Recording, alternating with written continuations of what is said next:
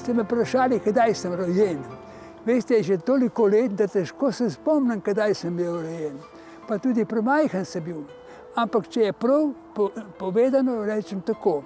Rojen sem na Proseku, ne na Proseku, ampak na Proseku, na 2. septembra 1921. Rojen sem v hiši, ki je sredi vasi, imela hiša številko 213. In je bilo tako, da ob 3 popoldne je bil moj oče na dvorišču, je imel svojega prijatelja in sta popivala malo, ker je mama rojevala v prvem nadstropju.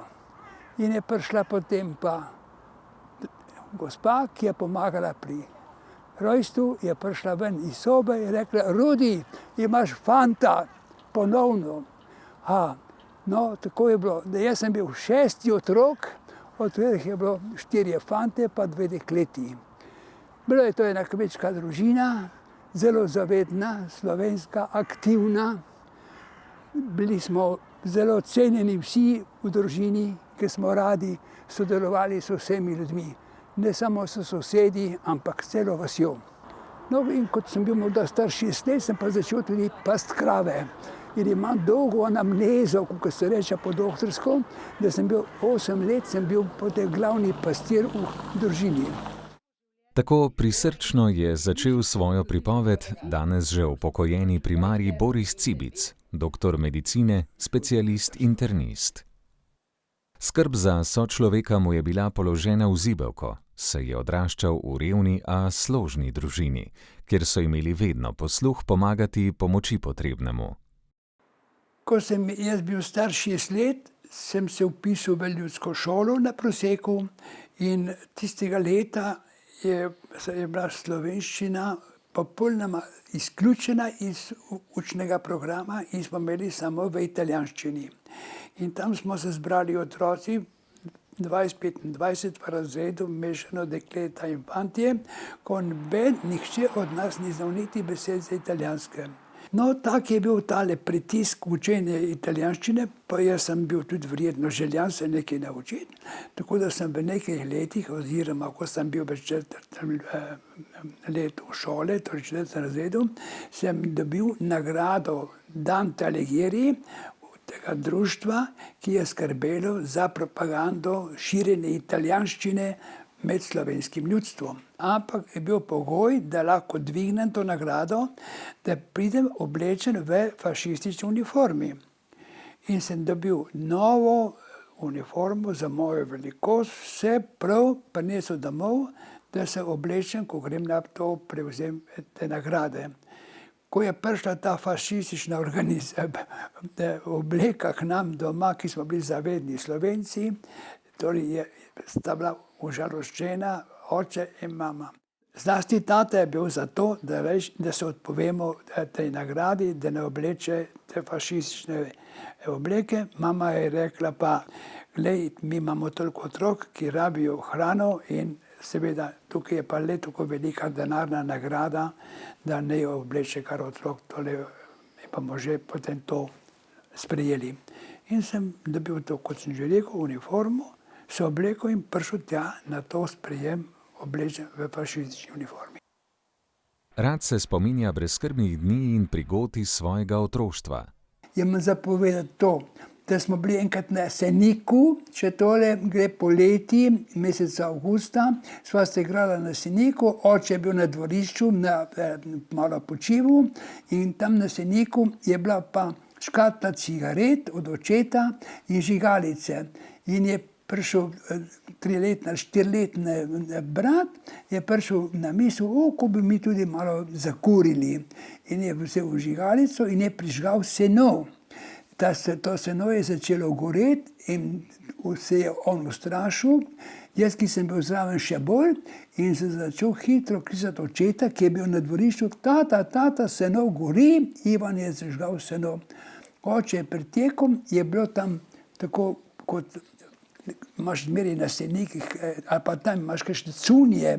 Je bil pa menda en vojaški plašč še od Avstro-Ogrske in je oče ta plašč zagrabil in ga dal na ogenj, čez ogenj in je potem zadušil to. tako da je rešil hišo oče. Tam smo dobili od mame nekaj kočke kruha, smo bili na dvorišču, ta bila ena gosenica, sem jaz prijel gosenico in sem gosenico namazal na kruh. No, in sem ponudil to sestri, hvala Bogu, to je ona opazila, pa bila mama za, sem bil spet deležen kar krepke, tako rekoč, poriti. Torej, moram reči, nikoli nisem dobil nobene klofute, ampak poriti sem pa dobil, da imam še zdaj znake. Mi smo rekli mulca, ker je toliko tepel, da je ostala oteklina. Septembra 1932 se je želel vpisati na klasično gimnazijo. Na sprejemnih izpitih ni opravil izpita iz italijanskega jezika. Kljub temu pa je bil zaradi visokih ocen pri drugih predmetih sprejet na klasično gimnazijo v Trstu. To je bilo prvo moje srečanje z resnim študijem. Sem prišel v šolo, edini Slovenc, revne družine v šoli, kamor so bili praktično vsi otroci bogatih staršev, so bili advokati, inženirji, profesori, torej vsi nekaj, doktorji, zdravniki, vsi nekaj, samo moj oče je bil kmet, moja mama je bila mlekarica, ki je imela vzdevek tam, v tistih časih, una Juca delate, ena kmetica, ki je prodajala mleko od hiše do hiše v Trstu. Ta moja šola je bila zame velik trd oreh in kaj je bilo, prvo leto sem končal, je rekel profesor, ja, ti znaš tako malo italijansko, boš moral potem se učiti italijanščino v počitnicah. Tako da sem padel v italijanščini in sem se torej moral pripraviti za italijanščino še za jesenski rok. In sem pač toliko tam dobro napravil, da sem imel sprejet v drugi razred. Prišel je pa november in je prišla ena deklica k meni in ena sošolka, Marjolina je bilo ime, je rekla, Boris, jaz imam teto, ki sem govorila o tebi in ona je pripravljena ti malo pomagati. Boš vprašal starše, če so zadovoljni, če bi prišel. No, in sem prišel domov, sem povedal, da deklica je prišla in ena kolegica je povedala, kaj je rekla njena teta, profesorica francoščine, da je pripravljena malo pomagati pri francoščini. Je rekla mama, ja, lahko, samo mi denarja pa nimamo. Povej, da odklanjaš, ker nimamo denarja. No, drugi dan, ali tretji dan, ko sem prišel v šolo, sem povedal, da moji kolegici, ja, bi zelo rad šel, bom zelo vesel, samo mi nimamo denarja za plačati. Ne, brezplačno bo to. In tako da potem me ta profesorica torej učila in francoščino, italijanščino, pa tudi vprašala, kako si pa v matematiki, no ja, tako, pa v latinščini, tako, čakaj, ti bom pomagala, pa tudi tako, da me ta gospa prevzela kot svojega sina.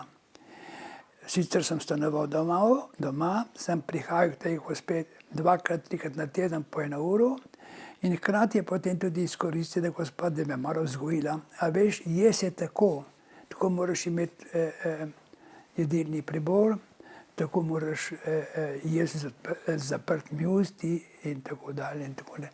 Tako da sem jaz imel eno velikansko srečo, da sem torej bil edini Slovenc, pa toliko priden, prizadeven, pa morda tudi malo brihten. No. Torej za Prosek sem bil najbolj brihten, ampak za Prosek, ne za Trst.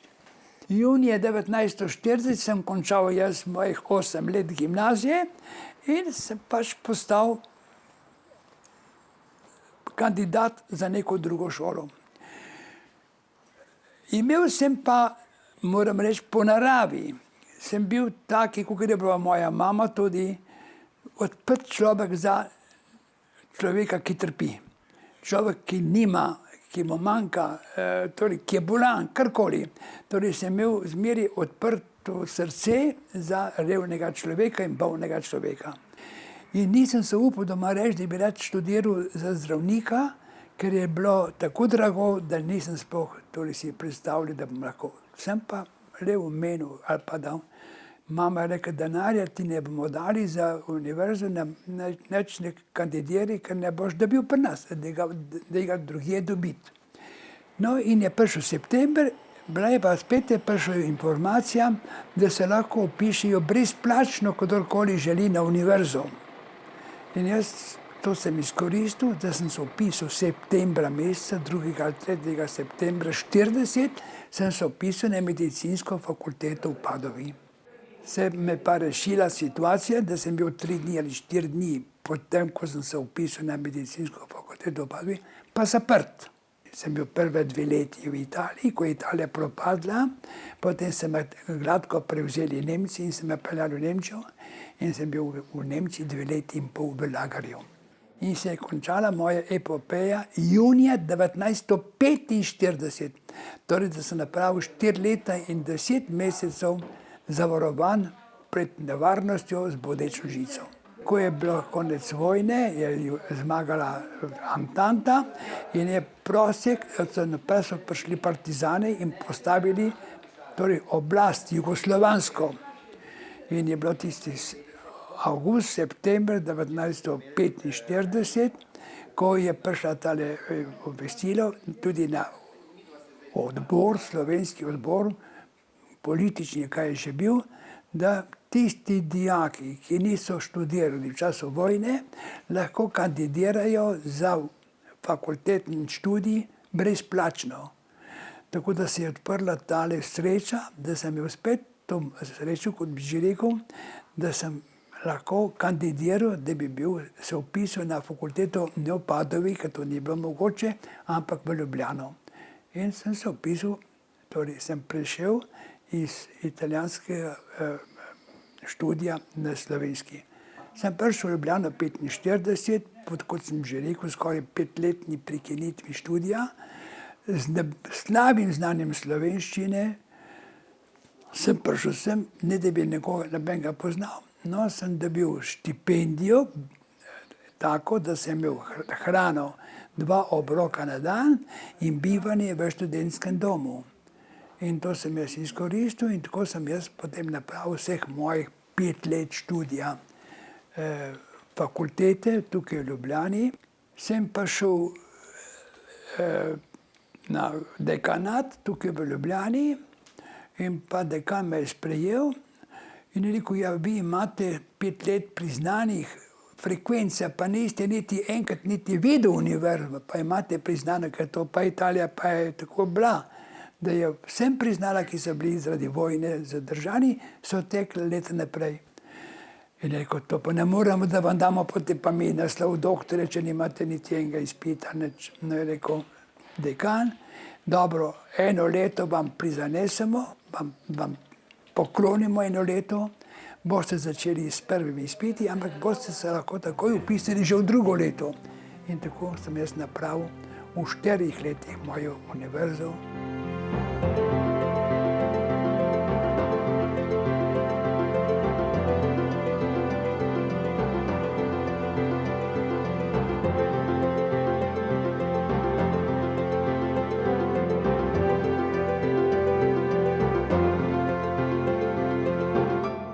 V času študija sem bil tako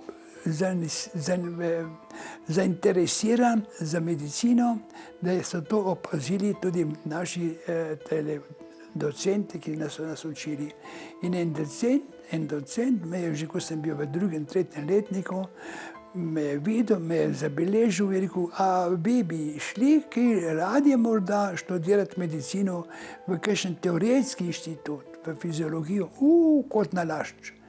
Jaz bom postal znanstvenik, bom kaj odkril, bom postal slaven.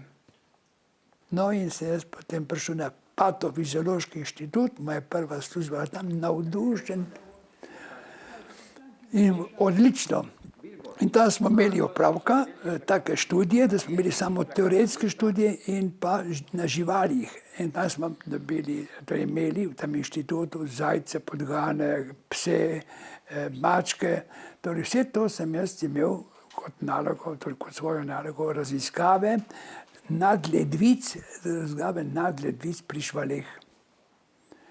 Vse je prav v redu, No, in ko sem bil enkrat v enem 3. letniku, že tam, kar noter precej globoko, sem prišel enkrat domov, je mama rekla: Boris, a res si ti samo preživalih, a nič ne boš zdravil? Mama vsa obupana, da ima sina, ki dela preživalih, ne pa da je zdravnik. Ona je čakala zdravnika. Ja, torej, takrat sem pa bil spet v precepu, kaj ne napravim, ali ne žalostim mamo, da ostane naprej pri živalih, ali pa ne grem tudi jaz spet. To moja tendenca, ki je bila pa itak skrita, da bi postal tudi hkrati zdravnik. No, in sem se odločil, da nisem se več videl velikega znanstvenika, velikega raziskovalca, sem rekel, jaz se vrnem pa k narodu, k človeku. In sem takrat odpovedal službo na patofiziologiji in sem šel v praktično medicino. Na veliko žalost tega mojega šefa, ki je računal, da bi potem jaz postal en priden teoretski znanstvenik. Kot zdravnik je svojo poklicno pot začel v bolnici dr. Petra Držaja. Tam ima še vedno svoj stol, svojo mizo, svojo omaro in haljo, ki si jo še vedno rad nadene. Prosim, da stegni. Takrat je bila ena majhna bolnica, ki je imela vse skupaj enih 50 postelj, pa je imela pa enega zdravnika, no in sem bil jaz popolnoma dobrodošel.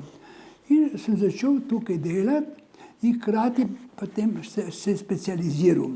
Najprej sem bil kot splošen zdravnik, potem sem postal internist in ker smo dobili tukaj predvsem srčne bolnike, smo avtomatično postali počasi kardiologi.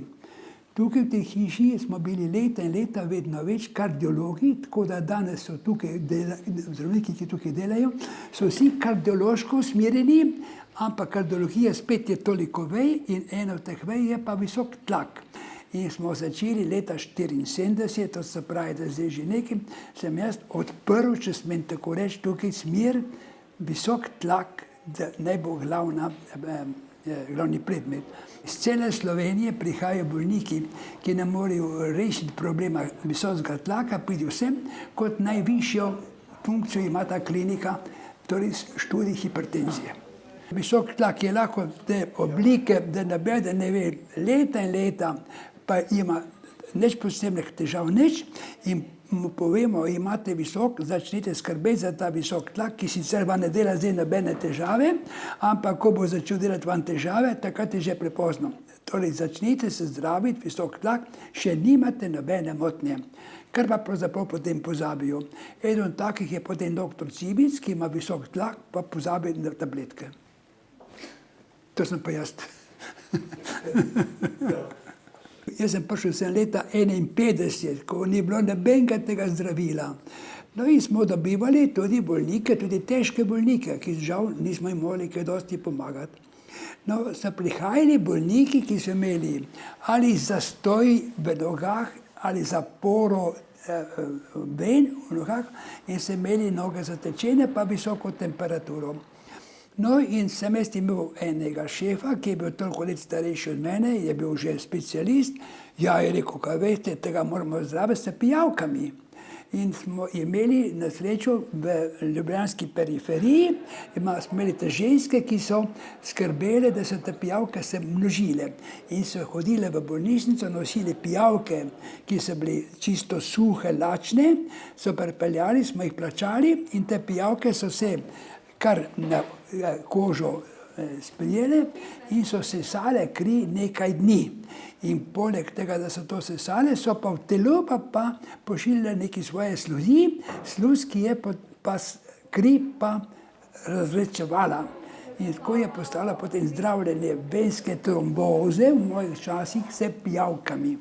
In to sem zdravil nekaj let, to se je ponavljalo. No, zdaj imamo zdravila, pa verjetno tudi menžes, ki se bavili, da lovijo pijavke tam v Ljubljanskem barju. No, zdaj se šlo pozabo. In ko to pove, reče, Jezus, kaj ste vi doživeli? Sem doživel čist drugo medicino. Jaz sem začel pred vojno, tako kot na papirju, ampak sem bil do enega 10 let, še zmeraj sem imel samo zdravila in nauke iz predvojne. Da samo povem, kolikokrat smo dobili bolnika s svežim infarktom, smo ga samo gledali, imamo dali še morfin, da je bilo proti bolečinam, to vse, kar smo zmogli. Nismo imeli nobenega sredstva, ne toliko znanja. In so vsi naši bolniki, ki so prišli z infarktom, praktično ležali samo na posteljah, na oddelku, nismo imeli urgentnega in smo pač zdravili, koliko smo. In dosti nekako, zdaj imam pred sabo 2 bolnika, ki so pač umirali mladi, 50 let stari, 55, s svežim infarktom, pri katerih nisem imel nobene možnosti, da bi jim kaj pomagal, razen da sem dal tabletke ali pa injekcije proti bolečinam. Tako je bilo. Torej, jaz sem bil tukaj v Ljubljani, sem bil edini zdravnik, če smem tako reči, ki sem obvladal italijanščino in sem prihajal iz Primorske. Torej, jaz sem tukaj agitiral, da začnemo z Italijani sodelovati. In smo šli ena delegacija slovenskih kardiologov na sestanek kardiologov v Trstu. In ta nas je oče od Kamarinija, nas je toplo sprejel, še postregel, tako da je bilo eno lepo srečanje in smo bili vsi navdušeni, da nadaljujemo.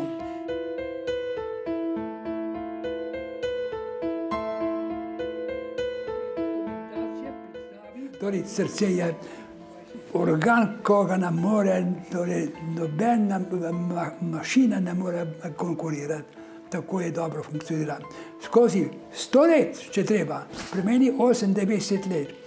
No, ima to slabo stran, da to srce seveda ni mehanično, torej lahko se utrudi prej, kakor je bilo mehanično, ali pa tudi lahko zaradi elektrike nekaj mine. Tako da ni tako, bi rekel, 100%, ampak če dela, srce se je danes, ima toliko nege pa vsega, da lahko zvozi do svojega 100. leta, pa še do 110. brez nobenega inštrumenta. Jaz pa žal, verjetno po mami, ki je mlada zbolela na srcu, sem lahko podedoval malo njenega srca, tako da imam sedaj, nimam več srce tako zdravega, kot bi ga hotel imeti. Torej, mama sicer je umrla že 20 let mlajša od mene, zdaj pa seveda jaz tudi lahko pričakujem isto. In zdaj ne morem več teči v hrib, ker sem tekel. Lepo, počasi, normalno, zdaj pa še ta ukrivljenost, ta še malo ovira, ampak gremo kok, ne? In po ksihtu, kot pravijo Ljubljančani, po obrazu še mlajši izgledam, pa da vem s tem pozitivno nagib. In če ti reče oni, da dobro izgledaš, potem pozabiš na svoje bolezni, na svoje kole. Če bi rekel, Jezus, kako ti izgledaš, kaj pa ti je? Ampak ker hodim, pa lepo gostoma se me tudi tam mladi poznajo. Da ne govorim, koliko zdravnikov me pozna na kliničnem centru, ker sem hodil tja leta in leta dežurati in so bolniki, ki so takrat bili v mojih časih, so še nekateri živi. Da ne govorim o sestrah, ker sem dežuril, torej sem učil sestre toliko let in se bile takrat recimo mlade sestre. No, danes so gospe stare 40-50 let, pa so še tukaj in kadarkoli me vidijo, primari in tako dalje, take štorije. Zmeraj se čutim član tukaj, ja, in sredno se čutim zdravnik. Ne. Torej, rojen za zdravnika. In sem napravil 40 let dela in na koncu 40 let sem šel v pokoj. To je zdaj že leta 1990, skoraj 30 let od tega.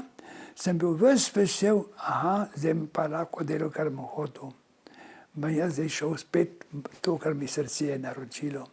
In sem šel v prostovoljno delo v Društvo za zdravje srca in ožilja v Sloveniji, ki sem ga jaz torej soustanovil. Medtem ko so mnogi kolegi po končanem študiju so šli potem naprej v privatne prakse ali sem ali pa tja, jaz sem rekel, jaz imam tega vsega zadosti in sem vam posvetil človeku, revnemu, nezavarovanemu, zapuščenemu, torej Društvo za zdravje srca in ožilja Slovenije, v katerem še delam. Vsak dan odgovarjam po telefonu, Vsak dan prihajajo bolniki tja, osebno ljubljanski, in pišem članke v tem našem časopisu za srce. Tako na kratko bi bila ta moja štorija. Druga svetovna vojna je potomce Cibic razdelila na tiste, ki so ostali na Primorskem v Italiji, in one, ki so živeli v Jugoslaviji. Stike med seboj so začeli ohranjati s Cibicijado. Tako se vsaka 3 leta zberejo v velikem številu, da obudijo spomine na prednike in pokažejo potomcem, kje so njihove korenine. Srce nima ure. Dragocene pa so ure, ki jih je primarij Cibic podaril svojim prijateljem, sodelavcem in študentom. Profesor Cibic, legenda slovenskega zdravstva in pa zdravega načina življenja.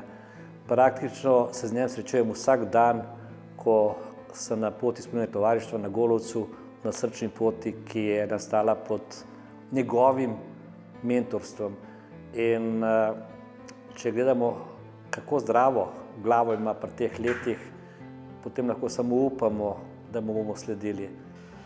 Ja, primarij Cibic je dejansko človek čist posebne vrste. Namreč gre za to, da človeka s toliko energije in to pozitivne energije in vesela do življenja težko srečaš. Verjetno je tukaj treba iskati vzrok, da je kljub rosnim letom še vedno tako radoživ, živ in zlasti dejaven. In neverjetno bister v glavi. Za naše društvo je pravzaprav on tako kot maskota.